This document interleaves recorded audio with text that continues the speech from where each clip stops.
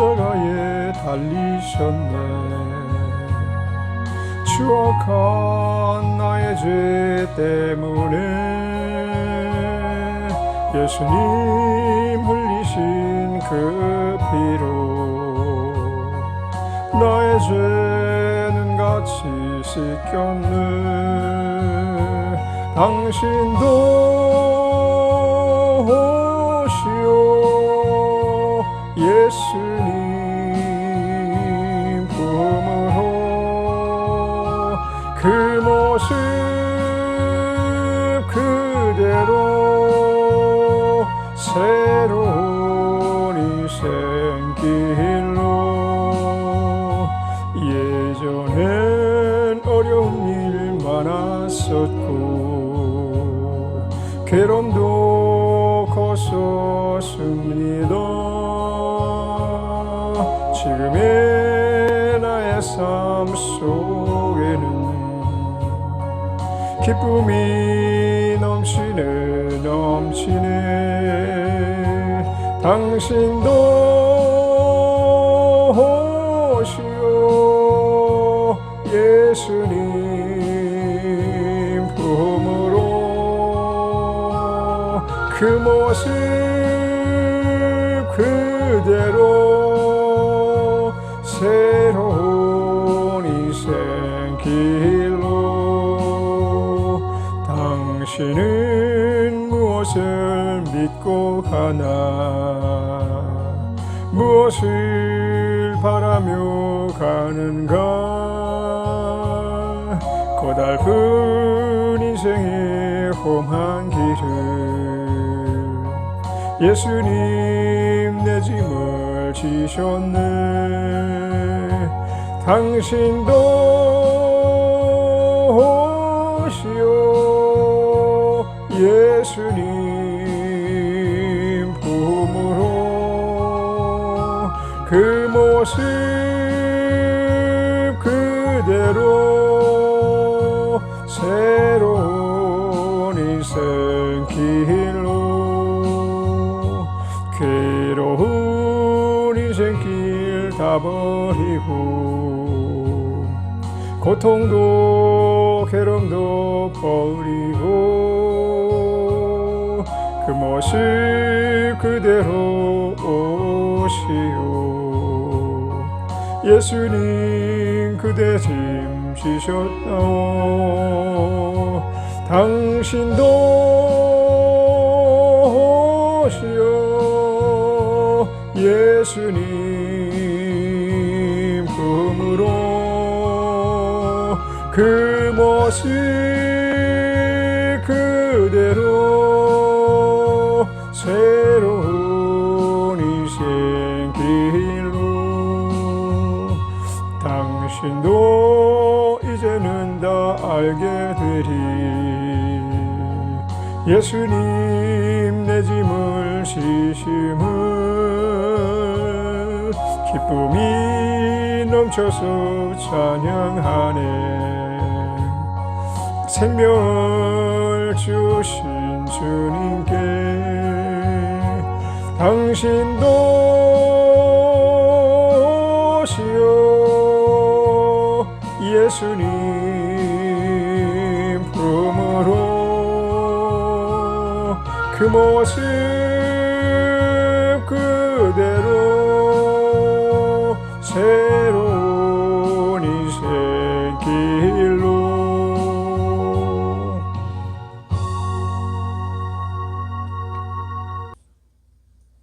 히브리서 4장 8절로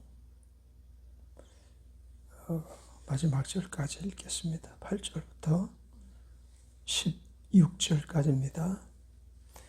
만일 여호수아가 저희에게 안식을 주었다면 그 외에 다른 날을 말씀하지 아니하셨으리라. 그런즉 안식할 때가 하나님의 백성에게 남아있도다. 이미 그의 안식에 들어간 자는 하나님이 자기 일을 쉬신과 같이 자기 일을 쉬느니라. 그러므로 우리가 저 안식에 들어가기를 힘쓸지니 이는 누구든지 저 순종치 아니하는 본에 빠지지 않게 하려 함이라.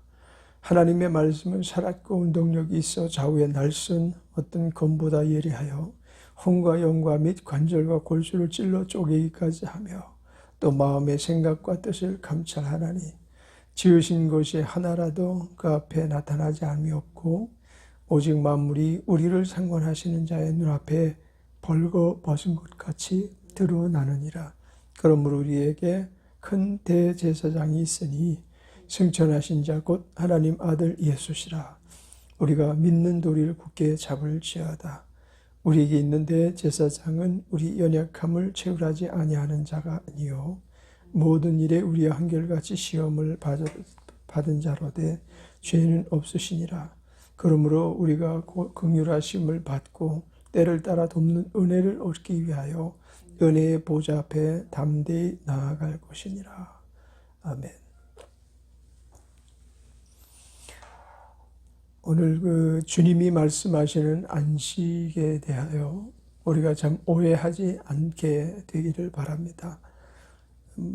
8절에 만일 여호수아가 저에게 안식을 주었다면 그 외에 다른 날을 말씀하지 아니하셨으리라 이렇게 말씀을 하시는데 여호수아가 준 안식이라고 한다면 여호수아는 투쟁해서 가나안 땅에 들어가는 그래서 가나안 땅에 들어가서도 계속해서 그 12지파의 땅을 찾는 전쟁을 치렀던 물입니다. 끝까지. 가나안은 뭘 상징하는가 하면 우리가 장차 들어갈 저 천국을 의미하지 않아요? 우리의 완전한 안식을 주시는 그 장소를 말합니다. 그래서 이 여호수아가 안식을 준 게 아니다라는 그런 말씀을 하시는 거예요. 가나안 땅에 들어가기까지가 안식이라면 그것은 안식이 아닌 거예요. 가나안 땅에 들어가서 여전히 전쟁을 하고 거기서 이 땅에서 사람이 그 몸부림을 치는 것 같이 온전한 그냥 것들을 다 진액을 쏟아서 투쟁해서 막 쟁취하듯이 그곳에 가서도 그런 게 아닌 것입니다. 그곳은 이곳과는 전혀 관계없는 곳입니다. 삶의 양상에 있어서 많은 상상을 우리는 할 수 있겠죠. 천국은 어떤 곳인가? 천국이 과연 어떠해야 되는가? 이런 걸 우리 머리로 그 상상을 하게 될 것이고 그것에 대해서 꾸미는 사람들도 있을 거예요. 자기의 생각과 그 자기의 어떤 가지고 있었던 선입견 이런 것 가지고 천국에 대해서 다 보지 못하고 또 설명하지 못할 그 부분을 설명하고 애쓰면 애쓸수록 우리는 또 자기의 욕심을 그곳에다가 또 투영을 해서 천국까지도 자기 어떤 이생의 욕심 속에 사로잡히게 만들어버리는 우를 범할 수가 있는 거죠. 이미 안식에 들어간 자는 하나님이 자기 일을 쉬신과 같이 자기 일을 쉬느니라. 그것은 이제 우리가 수고하고 땀 흘리며 일하는 것이 아닌 것입니다. 그건 틀림없어요. 최소한의 삶의 즐거움의 기름이 넘치도록 이 땅에서는 약간 우리가 최소한의 삶의 기름 부으심이 즐거움의 기름 부으심이 우리에게 있지만 그곳에서는 하나님께서 기름 부으심을 최고의 용량으로 극대화시켜 우리가 하나님 앞에 온전한 삶을 살게 하는 그런 아마 직위를 그곳에서 가지게 될 것입니다. 이 땅에서 막 경쟁을 하고 온몸을 던져서 불나방처럼 목표를 달성하기 위해서 할진 못할지 다 하면서 하는 곳이 아니고 그곳에는 하나님께서 온전히 우리를 침착하게 생활하실 수 있고 안연하게 생활하실 수가 있고 아주 완전한 쉼을 허락하신 곳에서 우리가 하는 행동을 통해서도 하나님이 영광을 받으실 만큼 우리가 행하는 모든 일을 통해서 차별이 없으시고 구별이 없으신 그러한 사랑을 베풀어 주시는 곳입니다. 물론 그곳에서 우리의 면류관이 있겠지만 우리의 면류관의 크기가 다르겠지만 그런 것에 우리의 마음이 이끌릴 정도가 아니고 오직 하나님께만 이끌려 살게끔 하실 것입니다. 어떤 계급이 있겠죠. 천사장이 있고 일반 천사가 있는 것처럼 계급이 있겠지만 거기서는 계급 싸움하는 곳이 아닙니다. 이 땅에서는 죽어라 하고 피가 터지라 하고 계급 싸움하면서 자기의 명예심을 고취시키고 자기의 어떤 그 존재감을 드러내려고 몸부림을 치고 또 유명인이 되고자 싶어하는 그런 마음, 또 크고자 싶어하는 그런 마음, 온갖 욕심을 정화시켜가지고 아무리 선하게 그 욕심을 펼친다 할지라도 이 땅에서의 욕심은 결국은 천국의 것과는 다른 것입니다. 그래서 가나안 땅에 들어가게 했던 여호수아가 이스라엘 백성에게 안식을 주지 못한 이유는 그 안에 있는 거죠. 근데 그것을 안식인 양 사람들은 거기에 안주하려고 하죠. 이스라엘 백성들이 특히 우리가 이제 안식의 처에 들어왔다라고 착각을 했을 거예요.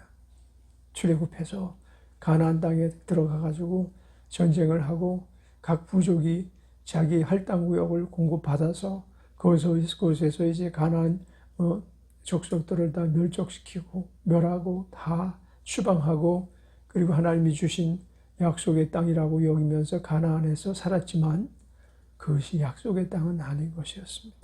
거기서 이스라엘 백성들이 훈련하는 훈련 장소였던 것입니다. 그리고 거기서 하나님의 자녀로서의 삶을 살고 구원을 얻기 위한 구원자를 만나게 하는 장소였던 것입니다. 구원자가 그곳에 오셔서 선민들을 먼저 계도하려고 했지만 선민들이 부정했잖아요. 받아들이지 못했잖아요. 예수 그리스도는 결코 가나안에만 국한해서 사역을 했던 것이 아닙니다. 가나안 땅만 안식을 주시기 위해서 오신 게 아니고 온 인류의 안식을 위해서 오신 분인 것입니다. 오늘 여기서 말하는 안식, 예수님께서 10절에 이미 그 안식에 들어간 자는 하나님이 자기 일을 쉬신 것과 자기 일을 쉬느니라. 이 땅에서의 삶처럼 우리에게 공급된 일이 없습니다. 일이라는 것 자체가 없습니다. 수고하고 땀을 흘려야 너희가 정령 땅에서 살게 되겠다라고 말씀하셨던 그런 형벌이 끝난 그곳에서 사는 것입니다. 그래서 주님과 함께 우리는 안식을 하면서 그 안식에 들어가기 위해서 이 땅에서 수고하고 땀을 흘리는 것을 계속 지속하지만 이제 그 나라 가면 상황은 완전히 달라지는 거죠. 하나님 주시는 참 안식을 맛보면서 살아가는 것입니다.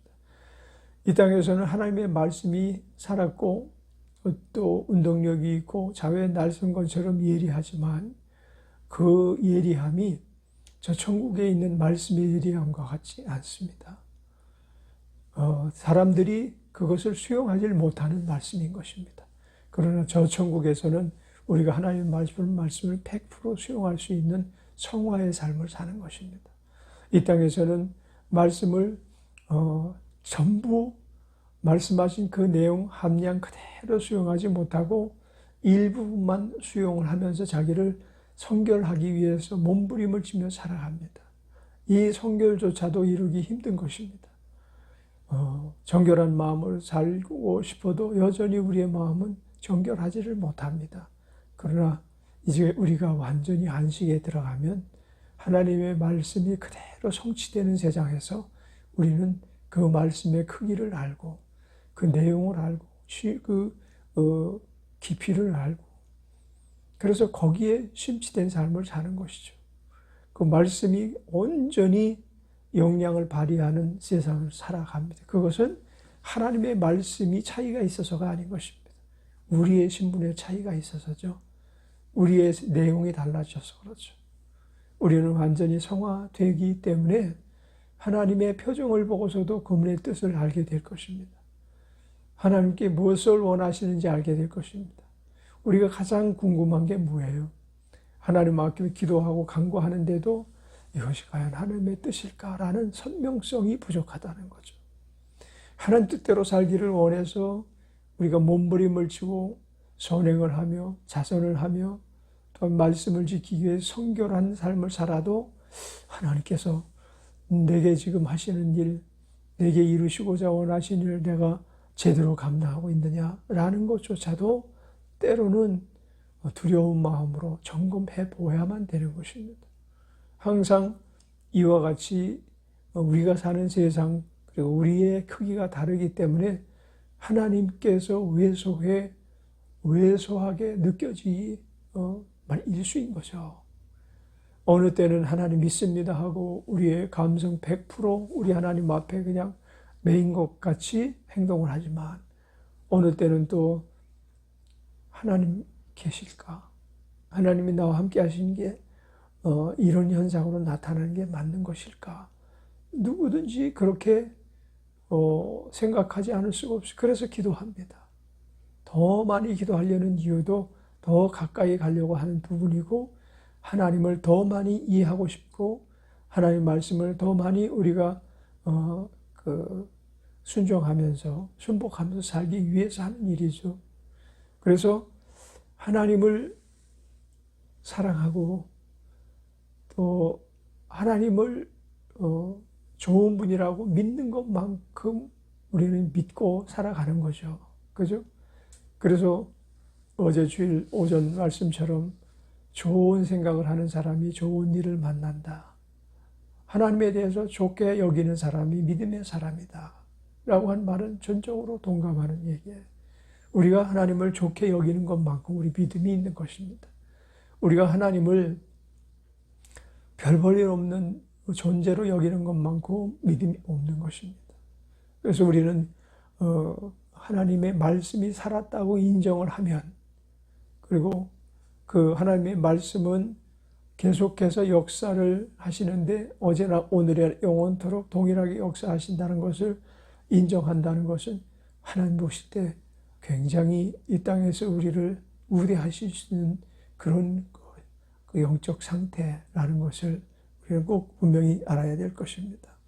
그래서 하나님께서 지으신 것이 하나라도 그 앞에 나타나지 않음이 없고 오직 만물이 우리를 상관하시는 자의 눈앞에 벌거벗은 것 같이 드러나느니라. 13절이죠. 14절 우리는 이와 같이 모든 것들이 벌거벗은 것처럼 하나님 앞에서는 다 드러나는 거예요. 우리가 다만 인식하지 못하고 있을 뿐이에요.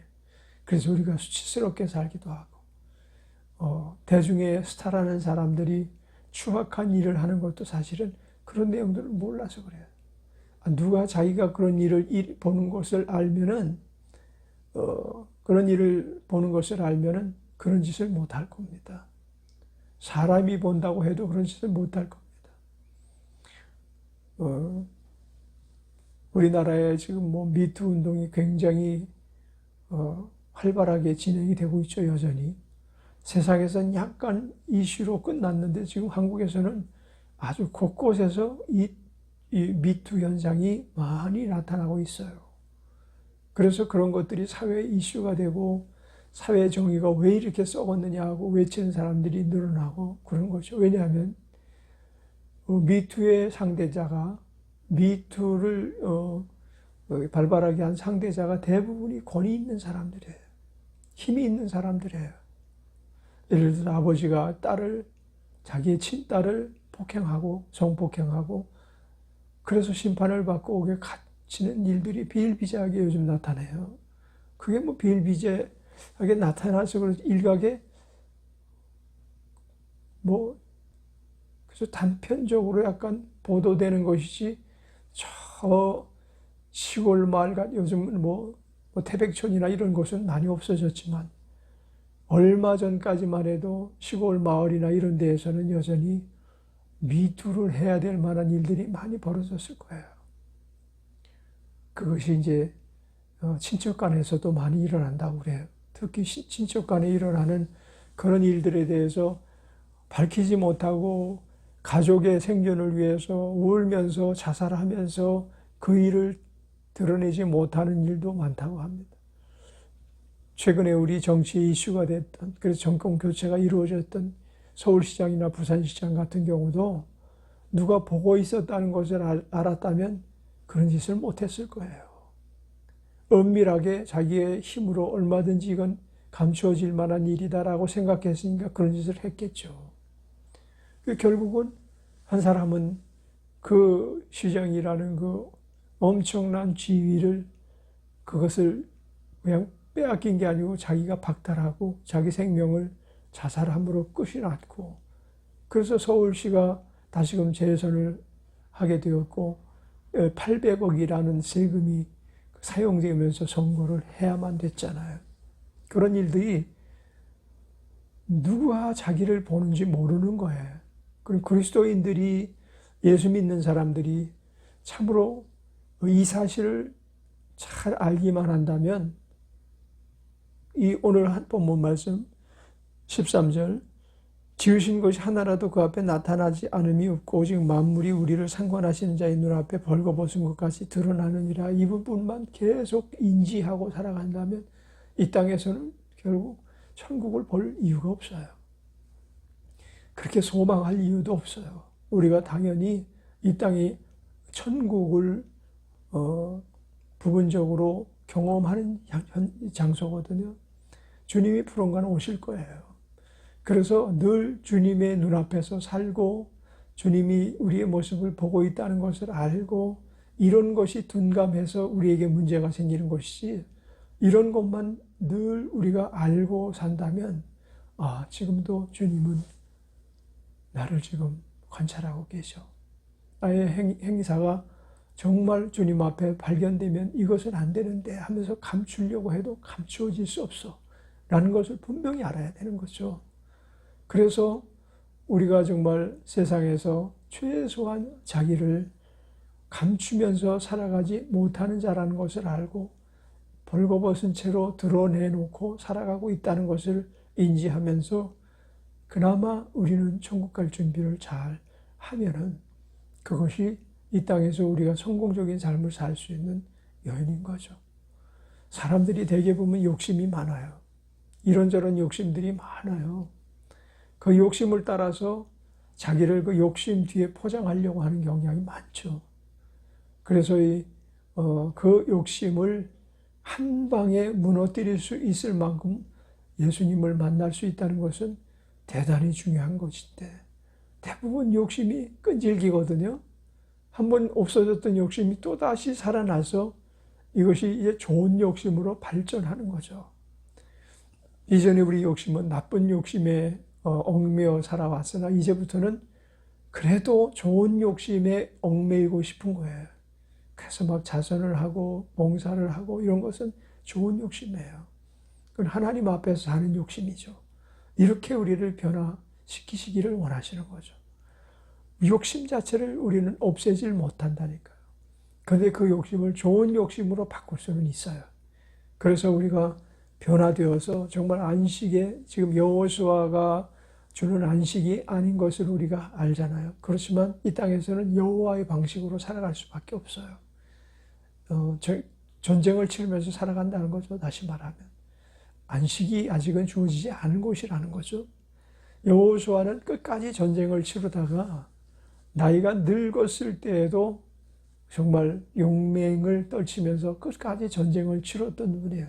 이 땅의 삶의 모델이 되는 분이죠. 우리는 눈이 흐려지고 모든 육체의 기능이 쇠하여지더라도 영적 전쟁은 해야 돼요. 영적 전쟁을 하면서 우리 하나님 앞에 우린 벌거벗은 채로 우리가 지식이 늘어난다고 해서 감추는 것도 아니고 지혜가 늘어난다고 감추는 것도 아니에요. 다 드러나거든. 연예계에서 가끔 큰 일이 터지잖아요. 근데 그 속에는 그런 일이 비일비재해야 돼요. 특히 여배우들이 그런 아주 불편부당한 일들을 많이 겪는데 감독이 여배우들에게 몹쓸 짓을 많이 한다는 거예요. 그래서 우리나라의 최고의 감독이었던 한 사람이 세계에서 가장 상을 많이 받았던 그 감독이 있어요. 그 감독이 이런 일이 생기면 꼭 등장을 해요. 수많은 여배우를 아주 그냥 인생을 파탄에 이르게 만드는, 그래서 이제 이 배우 생활을 하기 위해서 막 큰 뜻을 품고 들어간 여배우들을 능욕을 하고 그 배우 길을 떠나고, 그래서 배우 길을 떠난 사람이 그 미투 운동이 벌어지니까 이제 옛날에 있었던 일인데 그것을 드러내놓고 PD수첩에 나와서 그런 걸 증거하는 그런 일들을 본 일이 있어요. 근데 너무 말할 수 없이 지저분하게 살면서 상 받을 때는 굉장히 위대한 인간인처럼 가식을 떠는 모습을 보면서 저 사람이 정말 하나님이 우리와 함께 계신 것, 인간의 일거수일투족을 다 보시는 것을 알았다면 아마 몸부림을 치고 치를 떨면서 자기 한 일에 대해서 얼마나 크게 괴로움을 가져야 마땅할까, 그런 생각을 하게 하는. 우리는 어떤가요? 우리는 적은 일이나 큰 일이나 다 하나님 앞에 감출 수 없어요. 우리도 조심해야 되죠. 여호수아와 같이 완전한 안식에 들어간 걸로 인식하면 안 돼요. 우리 그리스도인이 됐다고 해서 완전한 안식에 들어간 게 아니에요. 여호수아처럼 영적으로 싸우는, 그래서 안식에 들어가기 위하여 준비하는 것을 우리는 지금 지나가고 있는 거예요. 미혹하는 자들의 미혹도 있을 것이고, 우리를 유혹하는 자들의 유혹도 있을 것이고, 우리의 욕심을 부추겨서 우리의 삶이 패망에 이르게 만들려고 하는 악한 원수의 공격도 있을 것입니다. 그래서 우리에게 한 구원자가 계신 것입니다. 14절에 그러므로 우리에게 큰 대제사장이 있으니 승천하신 자 곧 하나님 아들 예수시라. 우리가 믿는 도리를 굳게 잡을지어다. 누구를 우리는 의지해서 살아야 되는가? 우리가 벌거벗은 채로 하나님 앞에 발견되어졌어요. 그러면 그것을 인정하고 예수를 붙잡아야 돼요. 그때 우리가 하나님의 진노의 손길에 놓여지기 직전이에요. 그때 우리는 예수를 붙잡는 거예요. 그분이 우리의 대제사장이 되고, 그분이 우리를 위하여 몸소 승천하시기 전에 모든 인간의 약함을 대변하는 자로 오셔서 치유를 받으셨어요. 상함이 있으셨어요. 그분에게 어떤 죄가 있어서가 아니라 인류의 죄를 짊어지시고 이 땅에서 우리를 구원하기 위한 구원자시기 때문에 받으신 형벌이에요. 그분이 우리의 구원자가 되시기를 거절하셨다면 그런 형벌을 받으실 이유가 하등 없으신 분이에요. 그런데 하나님의 아픔이 계시거든요. 하나님의 아픔은 하나님의 형상과 모양대로 지음을 받은 인간들이, 하나님의 자녀들이, 하나님이 만드신 작품이, 우리가 부모가 우리의 자녀들을 생산을 하잖아요. 출산을 하고 그러면 그 자녀들이 얼마나 눈에 넣어도 아깝지 않고 얼마나 그 눈에 넣어도 아프지 않잖아요. 그들의 어떤 괴로움이 오면 그건 부모의 괴로움이에요. 하나님은 우리의 부모님이셔요. 우리를 만드신 태초에 오직 유일하신, 우리를 생산하신 유일하신 분이셔요. 근데 그들이 마귀에게 종속되어서 죽어가고 있는 거예요. 신음하고 있는 거예요. 다시 말하면 내 딸이 못된 괴한에게 지금 봉변을 당하고 능욕을 당하고 신음을 하면서 죽어가고 있는 거예요. 그것을 하나님이 눈뜨고 보실 수가 없는 거예요. 인간의 모든 모습을 못 보셔서 방치하고 계신 게 아니고 다 보시는데도 하나님은 법 아래 묶여 계신 분이기 때문에, 그 법이 누구의 법이에요? 하나님이 스스로 만드신 법, 하나님이 스스로 만드신 세상을 질서를 유지케 하시는 법 안에 본인이 불이하실 수가 없으시기 때문에 문제를 해결하고 싶으신데 마음이 너무 고통스러워 괴로워 스스로 그 법을 어기시고 마귀를 진멸하실 수 없으신 거예요. 그래서 우리 예수님이 그 아버지의 마음을 아시고 우리에게로 내려오시기로 자천하셨으며, 그리고 불의한 자의 불의를 드러내게 하시기 위해서 불의한 자의 불법이 꼭 사형에 이르게 되어지도록, 하나님의 심판에 이르게 되어지도록 완전히 심판받을 수 있도록 최후의 주의를 범하게 한 거죠. 예수 그리스도를 능멸한 것은 마귀가 저질러서는 안 되는 일이었었어요. 창조주를 자기가 참수하고 창조주를 십자가에 못 박고 몸짓고 피 흘려 죽이게 하신 사건은 그 유대인이 한 사건이 아니에요. 원수 마귀가 자행한 일이고, 이 하늘의 영적 전쟁이 비로소 끝나는 사건이었던 거예요.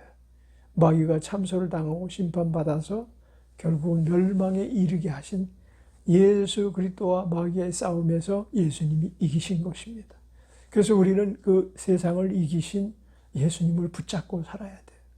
오직 믿음으로 우리는 예수님을 붙잡고 살아야 되는데 무엇으로 붙잡고 사는가 하면 하나님의 긍휼하심을 힘입고, 그래서 본문 16절에 보면 그러므로 우리가 긍휼하심을 받고 때를 따라 돕는 은혜를 얻기 위하여 은혜 보좌 앞에 담대히 나아갈 것이니라.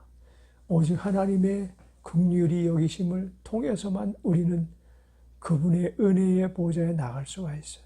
하나님의 긍휼이 무엇으로 나타났습니까? 예수 그리스도로 나타나셨습니다.